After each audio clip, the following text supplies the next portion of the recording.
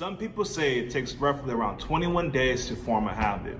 Most people would argue that it takes at least a minimum of 2 months to 60 days for you to make or break a habit.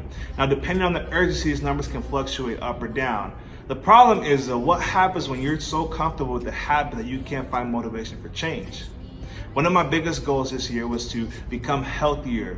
Now I get it, this is the biggest cliche ever. Everybody tries to lose weight at the beginning of the year. And motivation usually doesn't last long. 2 months in, your gym membership is canceled and you ain't doing nothing. You're back to your old ways.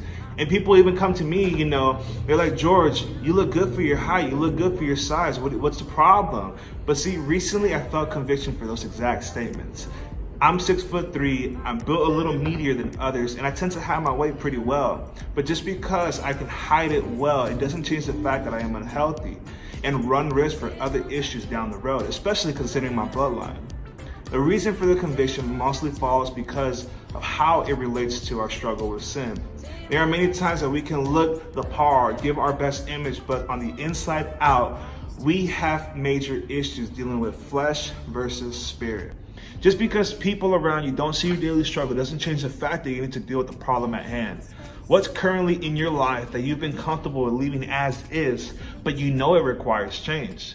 What can you do to make that difference? Jesus called the crowd together and said, listen now, all of you, take this to heart. It's not what you swallow that pollutes your life, it's what you vomit. That's the real pollution, see? Not so much it's the outside influence coming in that's going to affect us. It's more about what's inside of our heart. What's inside of here that we're not dealing with? What are we living comfortably with, knowing that it needs to change for us to grow? 2019, let it be the year that you have it, Jermaine.